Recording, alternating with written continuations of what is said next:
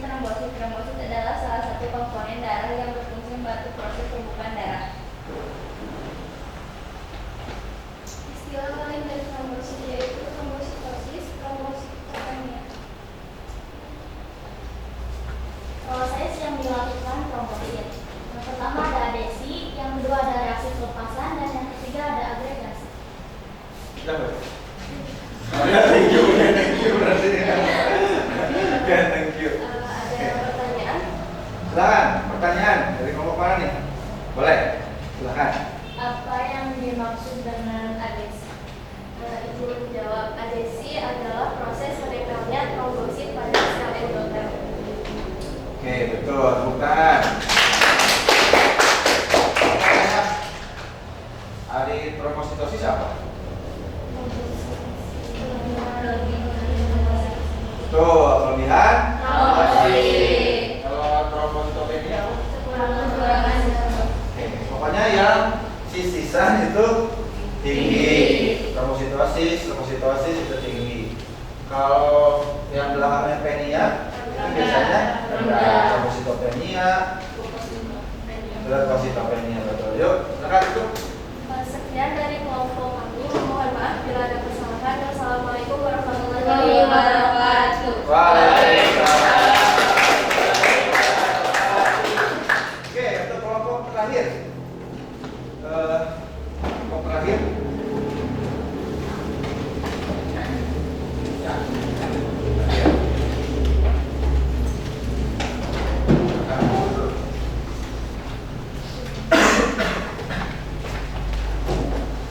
Kelompok 4 ya.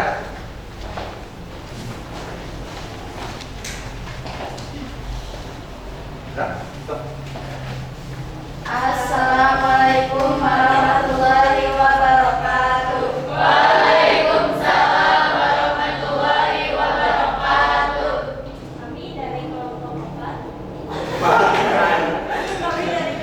akan mempresentasikan tentang eritrosit. Eritrosit adalah sebutan lain dari sel darah merah. Bagian ini terbentuk bulat dan pipih dan berdiameter sekitar 7-8 mikrometer. Eritrosit diproduksi di sumsum tulang dan memiliki siklus hidup yang relatif singkat, yakni sekitar 120 hari. Eritrosit mengandung hemoglobin, yaitu protein yang mengikat oksigen dan memberikan warna merah pada darah. Sel ini tidak memiliki inti dan organel lain.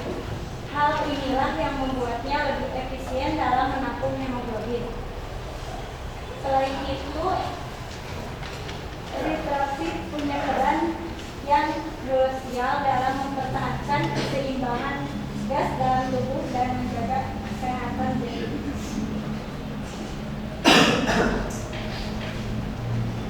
Fungsi eritrosit. Fungsi utama sel darah merah adalah mengangkut oksigen dari paru-paru untuk diedarkan ke seluruh jaringan tubuh. Bukan hanya itu saja, eritrosit juga membawa karbon dioksida dari jaringan untuk dibawa kembali ke paru-paru dan dikeluarkan dari tubuh. Hemoglobin dalam eritrosit memiliki kemampuan yang unik untuk mengikat oksigen selama pernapasan dan melepaskannya ketika dibutuhkan oleh jaringan. Selain itu, eritrosit juga berkontribusi dalam menjaga pH darah dan membantu dalam proses metabolisme pada tingkat sel.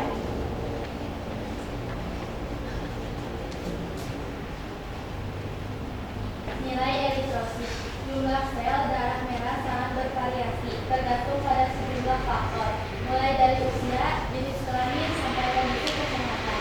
Akan tetapi, jumlah eritrosit normal berkisar antara 4,5 sampai 6,0 juta per mikroliter darah untuk pria dan sekitar 4,0 hingga 5,5 juta per kilometer darah untuk wanita. Nah, pemeriksaan jumlah eritrosit dilakukan melalui tes darah urin. Pemeriksaan ini juga menjadi salah satu indikator kesehatan secara umum.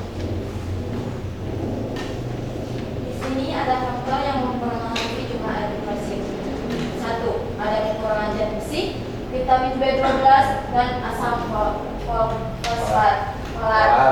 Dan yang kedua, ada anemia, leukemia, dan gangguan hati. Yang ketiga, aktivitas fisik yang intens dapat meningkatkan jumlah eritrosit sebagai respon terhadap kebutuhan oksigen yang lebih tinggi. Dan yang keempat, ada ketinggian yang lebih tinggi dapat merangsang produksi eritrosit untuk mengimbangi kadar oksigen yang lebih rendah. Dan yang terakhir, ada kondisi hormonal. Sebab hormon seperti erythropoietin atau EPO memainkan peran penting dalam produksi eritrosit di sumsum tulang. Gejala gangguan eritrosit yaitu gangguan pada sel darah merah tersebut bisa menimbulkan berbagai masalah kesehatan tergantung pada jenis dan tingkat keparahannya. Beberapa gejala umum yang mungkin terjadi antara lain: 1. Kurangnya oksigen di seluruh tubuh dapat menyebabkan kelelahan yang berkepanjangan. 2. Kulit dan selaput lendir menjadi pucat. 3. Kekurangan oksigen dapat menyebabkan kesulitan bernafas, terutama saat beraktivitas. 4. Kandungan oksigen yang mencapai otak dapat memicu sakit kepala. 5. Gangguan beberapa anggota tubuh berusaha meningkatkan asupan oksigen. Pencegahan gangguan eritrosit. Pengobatan gangguan sel darah merah juga beragam, tergantung pada penyebab yang mendasarinya. Beberapa tindakan yang bisa dilakukan yaitu memahami asupan gizi termasuk zat gizi, vitamin B12, dan asam folat melalui makanan atau suplemen. Mengobati kondisi medis yang menyebabkan gangguan seperti anemia atau penyakit kronis lainnya. Dalam kasus yang parah, transfusi darah mungkin diperlukan untuk memulihkan kadar eritrosit dan hemoglobin yang normal. Pada beberapa kondisi medis, terutama penyakit ginjal kronis, pengobatan dengan erythropoietin dapat direkomendasikan. EPO adalah hormon yang merangsang produksi eritrosit di sumsum tulang, membantu meningkatkan jumlah sel darah merah. Rutin melakukan olahraga ringan untuk meningkatkan kesehatan peredaran darah dan merangsang produksi eritrosit, terutama bagi individu yang kurang aktif. Kebiasaan buruk seperti merokok dan konsumsi alkohol dapat mempengaruhi produksi eritrosit dan mengganggu kualitas darah. Maka dari itu, kebiasaan ini harus dihentikan. Melakukan pemeriksaan kesehatan secara berkala untuk memantau jumlah eritrosit. Kesimpulannya, eritrosit adalah komponen penting dalam darah yang berperan vital dalam transportasi oksigen. Menjaga jumlah dan fungsi eritrosit yang optimal sangat penting untuk kesehatan. Jika kamu mengalami gejala yang mencurigakan, segera konsultasikan dengan dokter untuk mendapatkan diagnosis dan penanganan yang tepat. Oke. Silakan teman-teman, ada yang mau ditanyakan? Boleh. Mana? Apa saja penyakit pada sel darah merah? Diskusi dulu boleh. Diskusi dulu.